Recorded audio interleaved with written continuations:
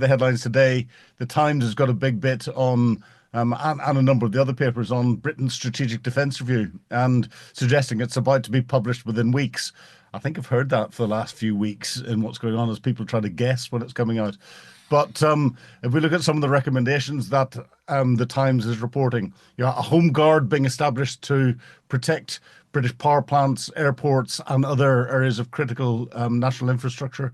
John Healey, who's the Defence Secretary, trying to push to increase the size of the army, which is something we hadn't heard in headlines beforehand. And we can have a look at that up to 76,000 from it's a current official target of 72,500. The military wants dozens or a dozen new nuclear powered hunter killer submarines to replace the aging fleet of Astute class submarines. And a defence capability command paper, and therefore how they're going to do it, what they're going to do, what kit they're going to buy, isn't going to come out until after Rachel Reeves' spending review in more detail in the autumn at some stage. But then the other bit that I thought was interesting was a separate national security strategy overseen by the National Security Advisor Jonathan Powell and the foreign policy expert John Boo will follow the Strategic Defence Review in the weeks running up to the vital NATO summit in June. What are you making of all of these leaks that are coming out? Well, there's a few things that concern me, Philip, but I think what you said last would concern me most. How does one bring out one's strategy after one publishes the review? This is cart before horse. I Mm-hmm. was a professional communicator in government for in government for 20 years and for a good decade and a half in the private sector before that. And the one thing I battled with all my life was people who wanted to do what I used to call SOS communications, that's sending out stuff. So people would say, oh, Yes. let's put a press release out, let's have a press conference, let's get a poster campaign, without actually sitting down and thinking about what the issue was and what the smart objectives were and what the challenges were and what the audience was. And that, Mm-hmm. if I transfer my my experience as a professional communicator to if I parallel it with what you're talking about, this is cart before horse. This is talking about all the stuff we'll do, which is presumably what the defence review is going to come out with, and then it's putting a strategy in place after that. It sounds absolute madness to me. Um, No, I agree with you completely. National security strategy should come first because defense isn't in yeah, isolation. Defense has to fall out of the national security strategy, not the other way around. And some of the things that they're talking about in there will relate to domestic security. This home guard established to protect British power plants, I think, is quite a good idea because it'll help free up other capabilities that are around. Not just we've got British nuclear police around the power plants, but it's other areas of critical infrastructure, and that would give good community cohesion in places as well if you're doing that. So it's good. It's complicated. It could be more expensive than it would need to be, and would allow other capability to be deployed elsewhere. But it's part of a national security strategy, and unless you know what the government wants to do from a security of the home base and then what the government wants to be able to do concurrently in providing security strategy to different parts of the world. We've got power projection capability with the Queen Elizabeth class aircraft carriers, and therefore it's right and proper that we go for more nuclear submarines, especially when they're coming out of the US, UK, Australia program, because they will be built more cost effectively, and we can sell that capability around the world to our international partners and other partners that might come into it. But you're 100% right. You need this national security strategy as the underpinning foundation of the Strategic Defence Review. as I say, Philip, this is cart before horse. But one other question for you. Now, while I agree with you that having a plan in place to protect critical infrastructure is hugely important, does the word home guard not ring some bells of concern with you? Uh, I mean, one thinks of Dad's army, and one doesn't think of professionalism. So, maybe it is going to be a very appropriate and professional force, but as a communicator, I can't help thinking of some young children who have got into the position of advisors in number 10 who think that it would be very, very smart to use the word home guard because it will capture people's imagination. This sorry for being cynical. This doesn't fill me with confidence. Oh, yeah, I get completely, and I agree with you completely. This is where, in in the run up to the election, we had politics by soundbite. This is where we've got communications by soundbite, and I don't know whether it's those in the Ministry of Defence that have come up with the home guard type analogy, or whether it's the newspapers because it's clickbait. Yeah, it's out there creating click, and people go, oh, horrific, this is terrible, or people go, oh, that's quite a good idea because everyone imagines Captain Mannering and Pike defending our nuclear establishments from the terrible enemy who are parachuting in or coming in through submarines or anything Mm, else. mm. It goes on to say there's no in the article itself says there's no suggestion that there's going to be a ground invasion of the UK and therefore a conventional military threat. It's going to be more around sabotage and grey zone activity. And that would suggest to me that this Home Guard needs to be cyber experts. It needs to be counter sabotage trained. It needs to be, and this is a whole new level of expertise. These sorts of courses and everything else are phenomenally difficult, and you will take an awful lot of dedication. So whether it would be suitable for a part-time home guard type force, or if this is a permanent full-time capability, effectively another security agency in uniform, it hasn't come out yet. So we wait and see, I think. Yeah, I mean, we've been Russia has been waging war, albeit a hybrid war, on us and other countries in the West for probably at least a decade. I mean, the most obvious example goes back to the assassination attempts down in Salisbury. Yep.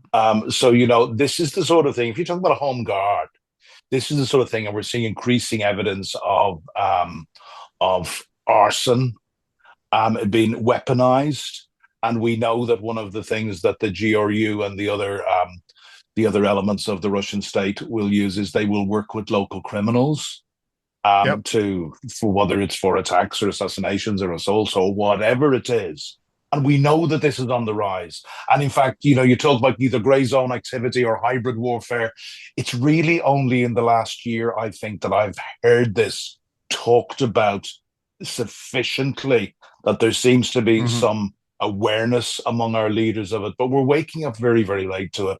And yes, just to reiterate the point, if we're going to combat that, and indeed we have to, it has to be done at the highest professional level by a force of men and women who are adequately trained and have the capability to deal with these. This is not something for a 1940s Dad's Army Home Guard sort of thing. That sort of soundbite really worries me. We need to Well, have the exactly. substance behind it. Yeah, exactly. And it could be another layer of complexity because where critical national infrastructure is, the police have got lead. This is where a national security strategy would set out what its command and control would be, what its liaison uh, needs would be with local police, who's got overall authority when it comes to protecting sites and others. It's you, when you drill into the detail beyond the headline, there are layers of complexity that aren't coming out with the headline, and this is where what makes it worrying. And this is where if you've got policy by soundbite, it's not good. The one soundbite I do agree with is pushing the size of the army up. It's only a modest increase of what three and a half thousand is what they're looking at. But in this time of increasing tension around the world, the last thing that I think the Strategic Defence Review needs to come out with is something that could be called a cut in our military capability. It needs to have a paper increase. Otherwise, the soundbite headlines are just going to destroy anything that happens or anything else that's good out of it. Yeah, and it's interesting to compare. Friedrich Merz is now talking about increasing the Bundeswehr and the size of the Bundeswehr and increasing to 5% of GDP their spend on defense. Yeah, well, So, that was the next point I wanted to come on to because he mm, said 5%, and in his first major address to the German Parliament, he said we must make all the means available uh, that the Bundeswehr needs so that it can become the strongest conventional army in Europe. And he compared it to the British military and wanted it to be stronger than that. Um, Given Germany's history, do you think this is a very brave political move? I do think it's a brave political move. I think Friedrich Merz gets it, Hmm. and he gets the threat. And I suppose because of Germany's history, they are better placed than most to understand the threat of Russia. Also, there's been, I think, for many years, there's almost been a national guilt in Germany, and this has been explained to me by many people about the damage, about what they did to Russia during the Second World War. And this has maybe made Germany pull back on too many occasions. Of course, what Germans need to be reminded, and what we all need to be reminded, is the people that suffered most under the Nazi boot were not the Russians, it was the Ukrainians. It was Ukraine that Hmm. lost more people in the Second World War than anybody else. So I would say that I've always felt that guilt, and it was something I became aware of when I first went to Ukraine, was somewhat misplaced. So I think it is a brave move of Merz. He has been very clear from the outset. I want to see those Tauruses start to flood into Ukraine as he has long Yeah. promised, because, he once said that he would give Putin 24 hours to ceasefire, or he would flood Ukraine with Taurus. Well, clearly, and we'll probably come on to talk to it a bit more, clearly Putin has absolutely no intention of ending Hmm. this war or seeking peace.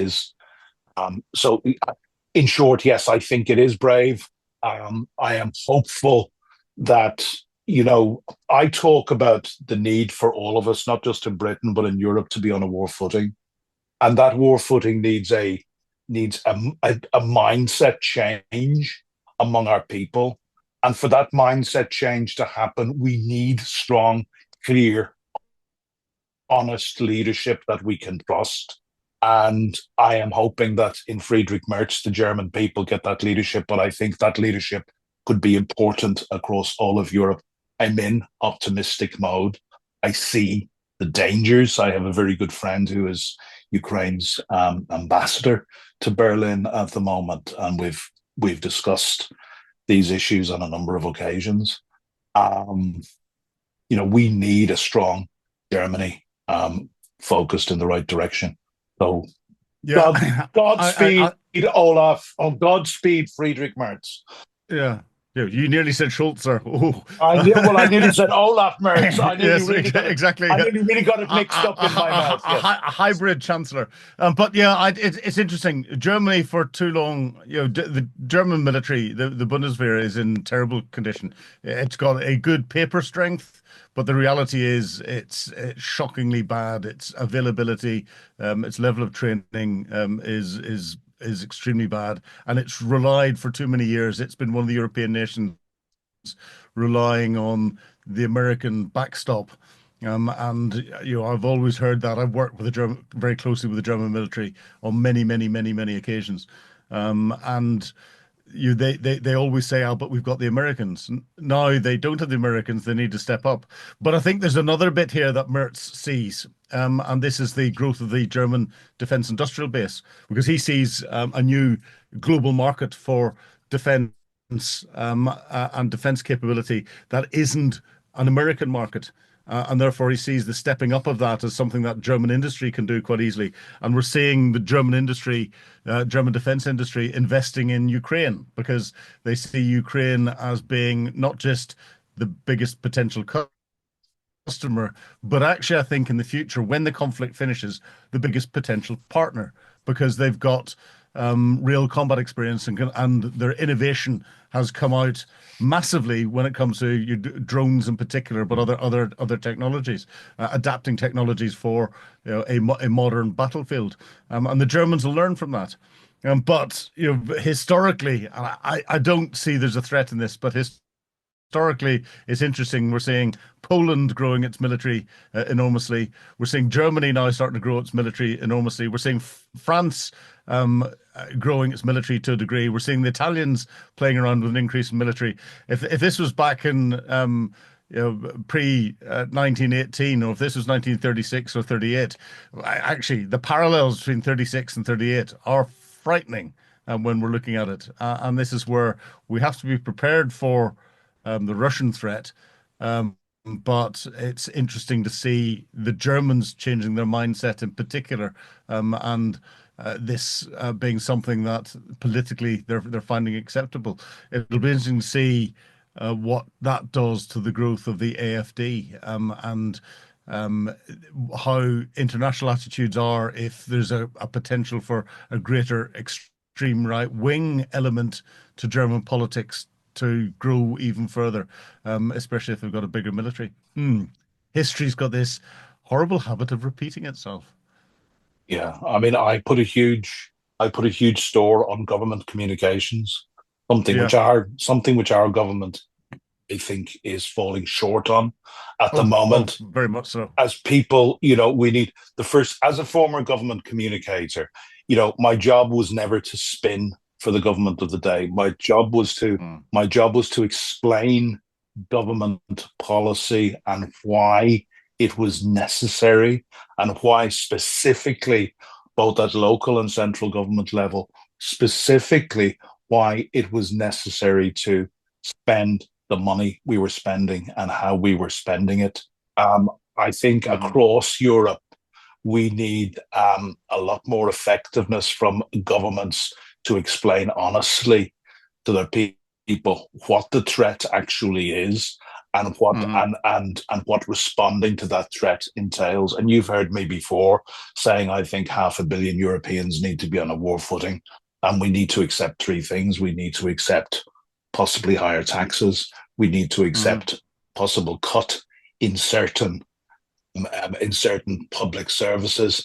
And if we let it go too far, like the Ukrainians, we will have to accept, a restriction on our own rights and freedoms. The Ukrainians, for example, currently live under martial law. Let's hope we don't get there, but we're going to have to spend more money, and that money is going to have to come from somewhere.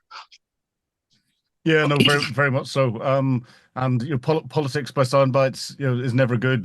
The spin started with Alistair Campbell and, as Tony Blair's spin doctor, or head of communications, but that's subject to a completely different debate and discussion. Philip, would you let me give a little communication lesson here to anybody who is listening in? Go on. Sound bites are wonderful, and I love my sound bites, and I could regale you with long lists of ones that have been effective. But in my time, I've always talked about something called the message sandwich. Yeah. And the message sandwich is headed by a soundbite. And the purpose of a soundbite is to get somebody's attention. Hmm. It's not an end in itself. You then put the meat in the sandwich, which is the data and the facts and the explanation of what you're doing. And then you can reiterate the point you made around a very, very similar soundbite. And this is when done correctly is a hugely effective way of communicating. What we seem to be missing Is the meat. too often is the meat in the sandwich. Mm. We've got the soundbite which grabs the attention and sounds good. We need the data. Yeah. And in all sorts of communications, when you combine emotion, which is your soundbite, with logic, which is your truths and your proof points and your data, it leads to very powerful communications. But I don't see, certainly here in the UK, I don't see our government doing this often enough. I'm yesterday's man. What do I know? No, I agree with you completely. Yeah, we don't see enough of it. Now, moving on to the next story, touching into Ukraine now. Donald Trump is set to urge Vladimir Putin to stop the bloodbath in Ukraine in a telephone call coming up tomorrow, with any luck. Trump has expressed his confidence that the conversation, which will be the first that they'll have had since Vladimir Putin didn't turn up in Turkey to the meeting that he had called, and then Zelensky called his bluff out by going to it himself. He failed to attend the negotiations in Istanbul on Thursday when Zelensky was there, or Friday whenever the teams got together to try and work out something that they could agree on that would bring an end to the war in Ukraine. Now, the positive thing about last week is the Russian side and the Ukrainian side got around a table and started a process of discussion. If that can continue, that is a big positive. The only practical thing I think came out of it was an agreement to release 1,000 prisoners on each side, and everything else. But the team that came in from Russia was not empowered to make any decisions whatsoever. They reiterated the line that Ukraine had to give Russia even more territory than the Russians currently hold, nothing was going to change in that. What hope have you got that this phone call between Trump and Putin is actually going to achieve anything? Very little. Is this the same? Just remind me, Philip, is this the same Donald Trump that was going to end the war in his first 24 hours in power?